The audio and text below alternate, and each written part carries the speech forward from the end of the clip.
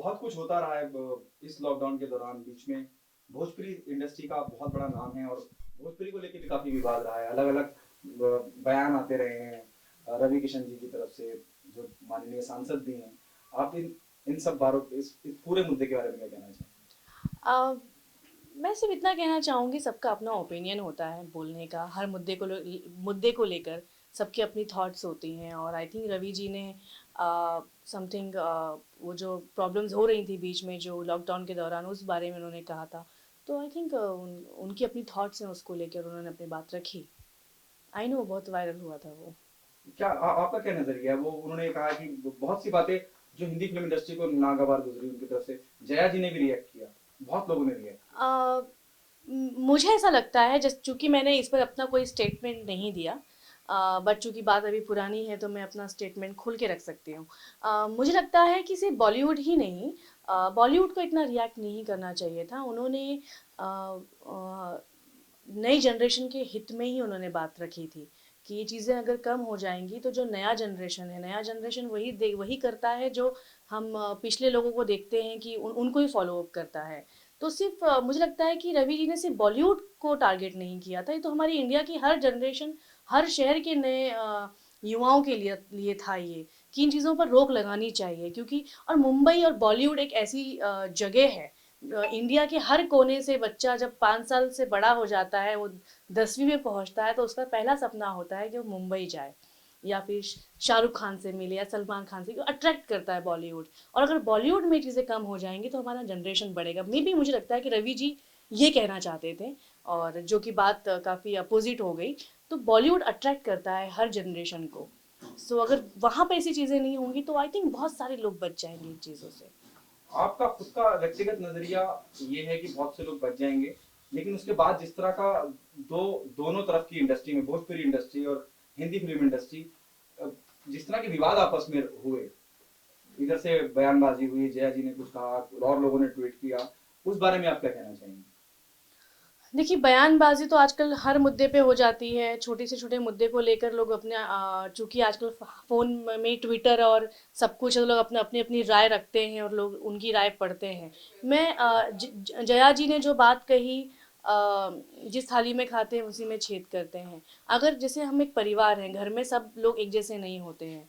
अगर कोई गलत जा रहा है तो उसको रोकना का मतलब ये नहीं होता है कि आप जिस थाली में खाते हैं उस थाली में छेद करते हैं।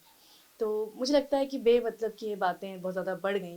रवि किशन जी का वो इंटेंशन नहीं था। रवि जी किशन का सिर्फ इंटेंशन ये था कि इन चीज़ों पर थोड़ी रोक लगाई जाए, ध्यान दिया जाए कि जनरेशन कहाँ जा रही है, क्या कर रही है, इन चीज़ों पर रोक लगाई जाए। और अगर परिवार हो या फिर लाइक बॉलीवुड या भोजपुरी, सब एक ही जगह रहते हैं, एक ही जगह काम करते हैं, और कोई गलत जा रहा है उसके लिए अगर आप कोई आवाज़ उठाता है तो यह सब उसकी आवाज़ बंद करने पर तुले रहते हैं, खुद को सही साबित करने के लिए, ना कि उस बारे में सोचते हैं। मेरे हिसाब से ये बयानबाजी बिल्कुल बेबुनियाद थी। और इस चीज़ पे सोचना चाहिए। इतने केसेस आए, सारी चीज़ें हैं, ये तो चलो सेलिब्रिटीज़ के नाम सामने आ गए। अदरवाइज ऐसे कई लोग हैं जो सेलिब्रिटी नहीं है लेकिन उनके नाम नहीं आते हैं, तो एटलीस्ट उनको कैसे बचाया जाए, यू you नो know? इस बारे में रवि किशन जी ने कहा था। आप मानती है कि सुशांत और रिया चक्रवर्ती के पूरे इस केस के अंदर आज साल होने आया है, दो एक महीने बाद साल हो जाएगा। क्या आपको मान नहीं लगेगा? सही है, यही रुकेगी। क्या आपको नहीं लगता कि कहीं रिया चक्रवर्ती को बलि का बकरा बनाया गया, जितना उनको खींचा गया नहीं, किसी भी आई माध्यम आई से? Have no idea. मैं चूंकि मैं उन लोगों की ज़िंदगी से जुड़ी नहीं, मैं भी उतना ही जानती हूँ जितना सोशल मीडिया पे आया, या जितना आप लोग जानते हैं मैं भी उतना ही जानती हूँ। लॉकडाउन के दौरान नो डाउट सुशांत सिंह का जाना पब्लिक से लेके हर किसी को ही, मतलब मैं खुद बहुत रोई थी कि ये क्यों हुआ। एक सक्सेसफुल लोग जब इस तरह का काम करते हैं तो जो सक्सेस नहीं है वो क्या करेंगे, तो इसलिए बहुत ही धक्का लगा। और क्या होता है जब आप किसी की लाइफ में ऐसा होता है तो उनसे जुड़े हुए लोगों पर ही पहले उंगली पॉइंट उठती है। जाता है, उंगली उठती है। तो इसीलिए वो फंस गई। अदरवाइज और आई डोंट नो क्या रिजल्ट है। रिजल्ट तो आई थिंक सीबीआई वगैरह जांच कर रही है, रिजल्ट आएगा जब आएगा। लेकिन मुझे नहीं लगता कि जबरदस्ती हुआ। आज सब उसकी जिंदगी से जुड़े हुए सभी लोगों के साथ हुआ, और जो सबसे ज्यादा करीब होता है उस पर ज्यादा उंगलियां उठती हैं। So it's very common.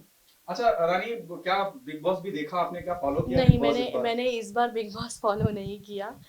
मैंने बिल्कुल फॉलो नहीं किया इस बार बिग बॉस। क्या वजह रही? आई डोंट नो क्या वजह थी। आई थिंक जब बिग बॉस स्टार्ट हुआ था और लॉकडाउन धीरे धीरे खुल गया था, सितंबर आई थिंक अक्टूबर, और मैं बिजी हो गई थी शूटिंग पर। मैं तो कई जगह ऐसी शूटिंग पर गई जहाँ टीवी भी नहीं मिली मुझे। जब बिग बॉस ऐसी चीज़ है कि अगर आपने स्टार्ट से फॉलो नहीं किया है तो बीच से फॉलो करने का कोई मतलब नहीं, क्योंकि आपको कैरेक्टर समझ में नहीं आते हैं। मैंने इस वजह से फॉलो नहीं किया फिर आगे। अब जो विनर हुए अभी भी बड़ा कंफ्यूजन रहा है, दो लोग विनर रहे हैं। दो लोगों के नाम थे, राहुल वैद्या और रुबीना। रूबीना या तो अभी भी वो लास्ट टाइम जिस तरह से सिद्धार्थ शुक्ला और असीम को लेके कंफ्यूजन था लोगों में, अभी भी वो कंफ्यूजन मुझे तो लगा था राखी जीत जाएगी। वही थॉट सो।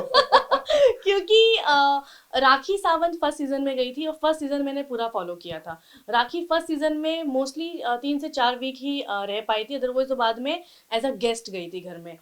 लेकिन उस वक्त राखी सावंत का राखी की जो शख्सियत आई थी सामने वो बिल्कुल अलग थी। और जब अभी राखी आई तो मेच्योरिटी लेवल काफ़ी बढ़ गया राखी सावंत का, और वो उसके इमोशंस, उसकी कॉमेडी सब दिखने लगी, और पब्लिक में भी उसका जो एक इमेज था वो काफ़ी काफ़ी बदलाव आया उसमें।